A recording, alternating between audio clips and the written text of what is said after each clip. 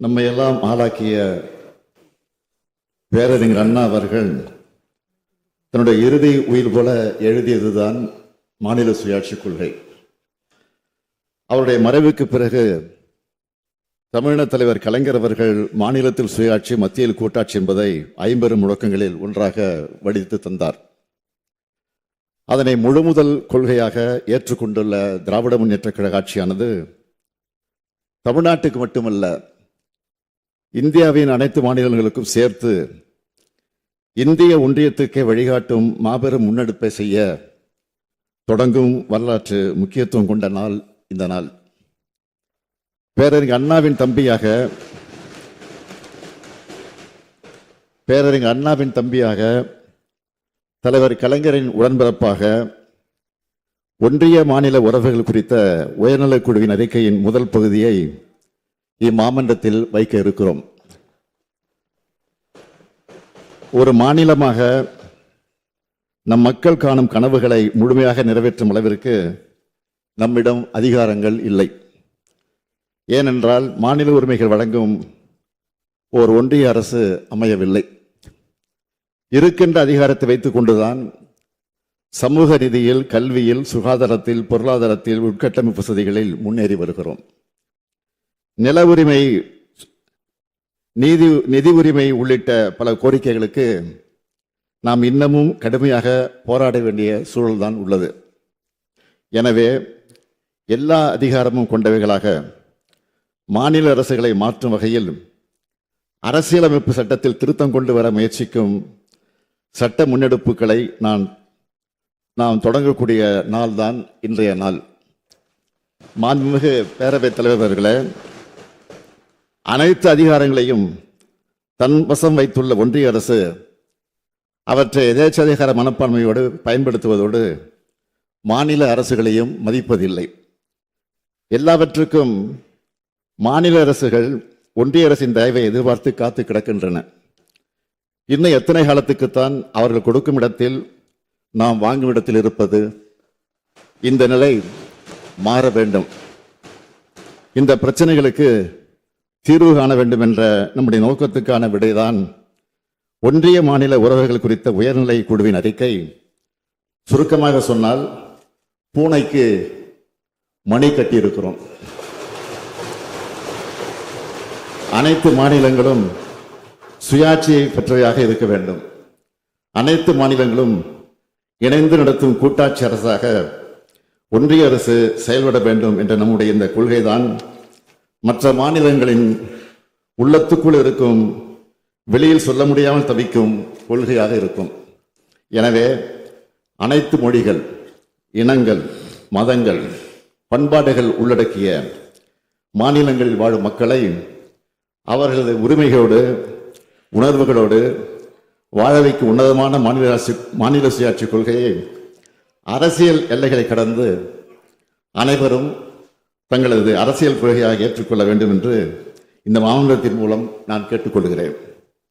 மாநிலங்களின் உரிமைகள் குறித்து 1963 பேரறிஞர் அண்ணா அவர்கள் நாடாளுமன்றத்தில் முழங்கினார். 1967 திராவிட முன்னேற்ற கழகம் தேர்தல் அறிக்கையில் வலியுறுத்தியது.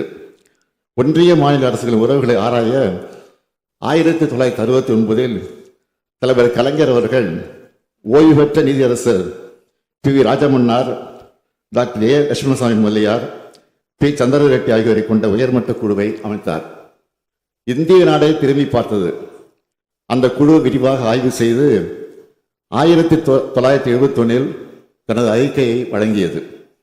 ராஜமன்னார் குழு அளித்த முக்கிய பரிந்துரைகளை இந்த மாமன்றத்தில் தீர்மானமாகவும் நிறைவேற்றினார் தலைவர் கலைஞர்.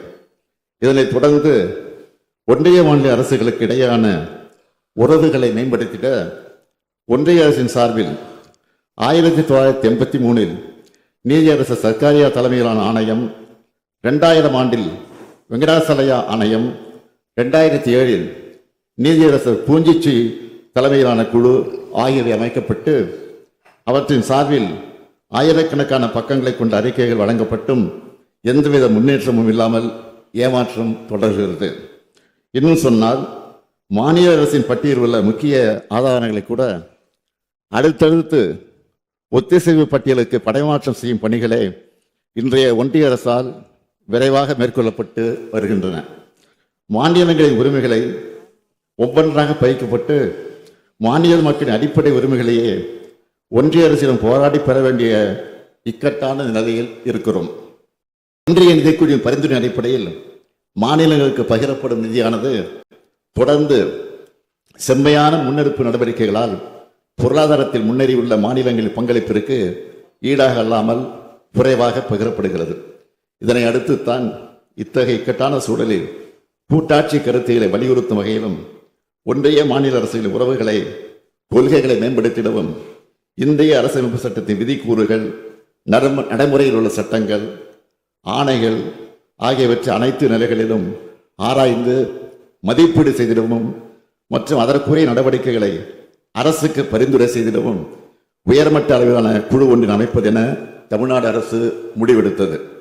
இப்படி உச்சநீதிமன்ற மேனாள் நீதியரசர் திரு குரியன் ஜோசப் அவர்களை தலைவராகவும் ஓய்வு பெற்ற IAS அதிகாரியும் இந்திய கடற்சார் பல்கலைக்கழகத்தின் மேனாள் துணைவேந்தருமான திரு அசோக் வர்தன் ஷெட்டி அவர்களையும் தமிழ்நாடு மாநில திட்டக்குழு மேனாள் துணைத் தலைவர் பேராசிரியர் மு. நாகநாதன் ஆகியோரை உறுப்பினராகவும் கொண்டு அமைக்கப்பட்ட குழு தனது அறிக்கையை கடந்த 16ஆம் நாள் என்னிடம் வழங்கியது.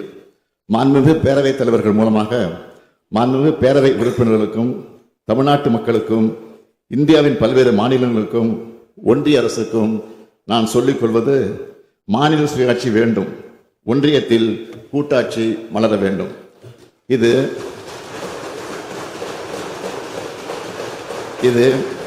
தனிப்பட்ட ஒரு அரசியல் கட்சியின் கோரிக்கை அல்ல, இந்திய நாட்டு மக்களின் வாழ்வியலுக்கும் வளர்ச்சிக்கும் முக்கியமான கோரிக்கை. கூட்டாட்சி என்பது வாழ்வியல் உணர்வு. பன்முகத்தன்மை கொண்ட இந்தியாவுக்கு கூட்டாட்சி தான் அடிப்படை. இதைத்தான் அந்த அறிக்கையும் நிறுவுகிறது. எனவே இத்தகைய தன்மை கொண்டதாக இந்திய அரசமைப்பு சட்டத்தை நாம் மாற்ற வேண்டும். 1994 SR பொம்மை வழக்கில் உச்சநீதிமன்றம் வழங்கிய தீர்ப்பில் கூட்டாட்சி என்பது அரசமைப்பு சட்டத்தின் அடிப்படை கட்டமைப்பின் ஒரு பகுதி என்று சொல்லப்பட்டுள்ளது. அத்தகைய கூட்டாட்சி கோட்பாட்டை அரசமைப்பு சட்டத்தின் பண்பாடாக சேர்க்க வேண்டும். அதற்கு அரசமைப்பு சட்ட திருத்தமும் சீர்திருத்தமும் தேவை. கடந்த 76 ஆண்டுகளில் 106 முறை இந்திய அரசமைப்பு சட்டம் திருத்தப்பட்டுள்ளது. எனவே நாம் முயன்றால் மீண்டும் இந்திய அரசமைப்பு சட்டத்தை திருத்த முடியும். இந்தியாவை முதிர்ச்சி அடைந்த கூட்டாட்சி நாடாக மாற்றுவதற்கான முயற்சிகளை நாம் தொடங்கியாக வேண்டும். அதிகாரமும் வாய்ப்புகளும் ஒரே இடத்தில் குவிந்திருக்கக்கூடாது. அவை பரவலாக்கப்பட வேண்டும். அதற்கான சட்டபூர்வமான வழிகளை இந்த அறிக்கை நமக்கு வழங்கி இருக்கிறது. கூட்டாட்சி தன்மை கொண்டதாக இந்திய அரசியல் சட்டத்தை மாற்றுவது இந்திய ஒன்றியத்தை பலவீனப்படுத்தாது என்று இந்த அறிக்கை கூறுகிறது. அனைத்து அதிகாரங்களையும் ஒன்றிய அரசு கபலீகரம் செய்யும் சூழலில் ஆளுநர்கள் மூலமாக மாநில அரசுகள் செயல்படாமல் தடுக்கும் நிலையில் இந்தி திணிப்பின் மூலமாக, நிதி நெருக்கடிகளின் மூலமாக, தொகுதி மறுவரை என்ற சதியால், GSTயால் தமிழ்நாடு அனுபவித்து வரும் நெருக்கடிகளில் இருந்து மீள ஒரே மருந்து மாநில சுயாட்சி தான்.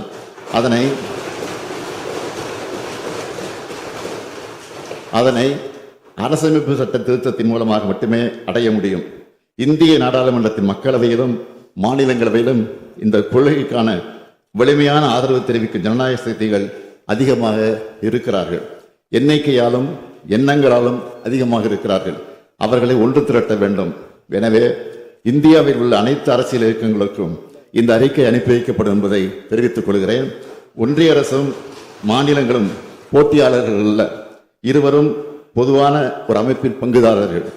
மாநிலங்கள் வளர்ந்தால்தான் ஒட்டுமொத்த இந்தியாவும் வளர முடியும் என்பதை ஒன்றிய அரசுக்கு உணர்த்துவோம். இப்படிப்பட்ட பின்னணியில்தான் நமது குடியரசின் அரசமைப்பு சட்டத்தின் உயிர்ப்பை தீர்மானிக்கும் முக்கியமான தருணத்தில் நாம் நிற்கிறோம். நாம் இதுவரை பயணித்த பாதையை மீளாய்வு செய்து உண்மையான கூட்டாட்சி கருத்தில் வலுப்பெறும் வகையில் நமது எதிர்காலத்தை வடிவமைக்க வேண்டிய நேரம் இது. இதற்கு சட்டப்பூர்வ வழிமுறையில் ஆராய்ந்து முதற்கட்ட அறிக்கை வழங்கிய மாண்புமை உச்சநீதிமன்ற மேனாள் நீதியரசர் திருமிகு சூரியன் ஜோசப், ஓய்வு பெற்ற IAS அதிகாரி திருமிகு அசோக் வர்தன் ஷெட்டி, பேராசிரியர் மு. நாகநந்தன் ஆகியோருக்கு எனது மனமார்ந்த நன்றியை தெரிவித்துக் கொள்கிறேன். இந்த அறிக்கையை தற்போது இந்த மாமன்றத்தின் மேலான பார்வைக்கு வைக்கிறோம். இந்தியாவின் ஒற்றுமை, ஒருமைப்பாடு, பன்முகத்தன்மை, மக்களாட்சி பொறுப்புணர்வு, அரசமைப்பு சட்ட ஒழுங்குமுறை ஆகியவற்றோடு முதிர்ச்சி பெற்ற கூட்டாட்சி நாடுகளின் சிறந்த நடைமுறைகளையும் உள்ளடக்கி தாக்கல் செய்யப்பட்டுள்ள இந்த அறிக்கையை அனைவரும் திறந்த மனதோடு ஏற்று அறிவார்ந்த விவாதங்களை நடத்தி செழுமையாக படுத்த வேண்டும். ஒன்றிய மாநில உறவுகளில் சமநிலையை மீட்டெடுக்க வேண்டும். மாநிலங்கள் வலுவாக இருந்தால்தான் ஒன்றிய அரசு வலுவாக இருக்கும்.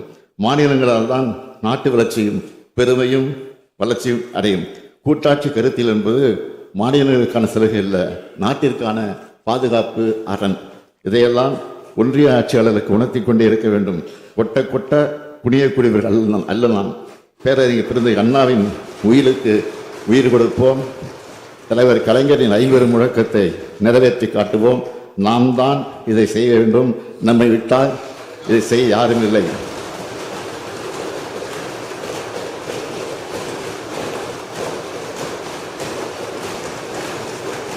நாம் தான் இதை செய்ய வேண்டும். நம்மை விட்டால் இதை செய்ய யாரும் இல்லை. இது வரலாறு வழங்கி இருக்கக்கூடிய வாய்ப்பு. மலர்க மாநில சுயாட்சி, உருவாகட்டும் இந்திய குடியாட்சி. மாநில பேரவைத் தலைவர் அவர்களே, ஒன்றிய மாநில உறவுகள் குறித்து உயர்நிலை குடிமை அறிக்கை பகுதி 1 16/2/2026 அன்று அரசிடம் வழங்கப்பட்டுள்ளது. இந்த அறிக்கை நகலை தங்களின் அனுமதியோடு மாண்புமிகு உறுப்பினர்களுக்கு வழங்கிட அனுமதி வழங்குமாறு கேட்டுக்கொள்கிறேன்.